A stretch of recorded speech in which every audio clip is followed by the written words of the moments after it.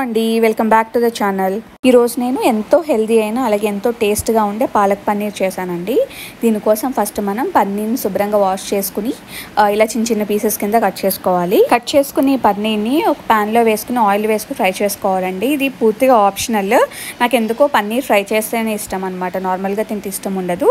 So నార్మల్గా వేసేసుకోవచ్చు లేదా ఇలా ఫ్రై చేసుకోవచ్చు. తర్వాత ఈ ఫ్రై అవుతూ ఉన్నప్పుడే మనం ఈ పాలకూరని శుభ్రంగా కడిగి కట్ చేసుకుని పక్కన పెట్టుకోవాలి. తర్వాత మనం పన్నీర్ ఫ్రై చేసిన కడాయి ఏదైతే ఉందో దానిలోనే కొద్దిగా ఆయిల్ వేసుకోవాలండి. ఆయిల్ వేసుకున్న తర్వాత అన్ని పేస్ట్ చేసుకుని ఆయిల్లో కుక్ చేసుకోవాలన్నమాట.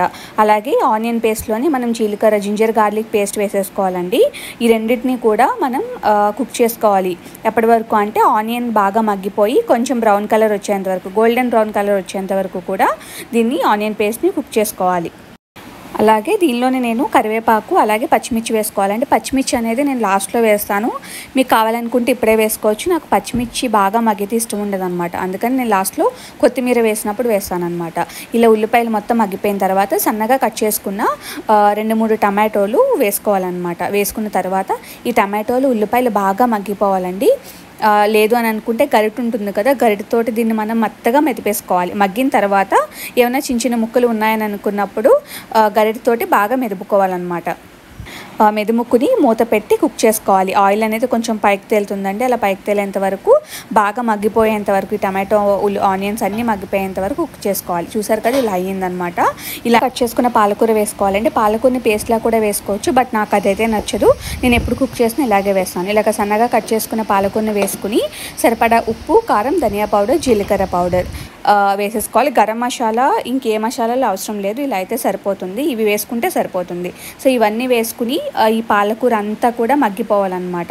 ఉల్లిపాయలు, టమాటోలు, పాలకూర అంతా కలిసి మగ్గిపోవాలి. అంతా కొంచెం ఇలా గరిటతోనే మనం మ్యాష్ చేసుకుంటే కనుక అది మొత్తానికి మెత్తగా అవుతుందండి. అలా గరిటతోనే మ్యాష్ చేసుకుంటే సరిపోతుంది.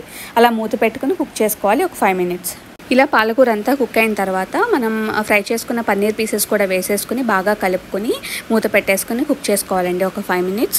తర్వాత మూత తీసేసుకుని చూస్తే ఇదిగో ఇలా ఉంటుందన్నమాట. మొత్తం దానిలో ఉన్న వాటర్ మొత్తం ఎగిరిపోవాలి. నేను దీంట్లో వాటర్ ఏమీ యాడ్ చేయలేదండి. వాటర్ ఏమి యాడ్ చేయకుండానే ఇలా మొత్తం ఎగిరిపోయింది.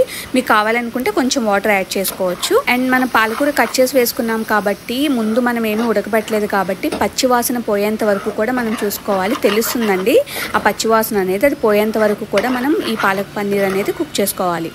చూసారు కదండి, చాలా ఈజీగా అలాగే సింపుల్గా పాలక్ పన్నీర్ అనేది రెడీ అయిపోయింది. ఇది చాలా టేస్టీ అండ్ అలాగే హెల్దీ కూడా. చపాతీస్లోకి, రోటీస్లోకి అలాగే రైస్లో కూడా చాలా బాగుంటుంది.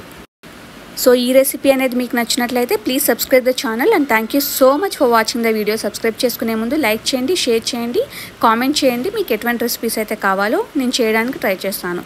Thank you so much for watching the video. Thanks for the support.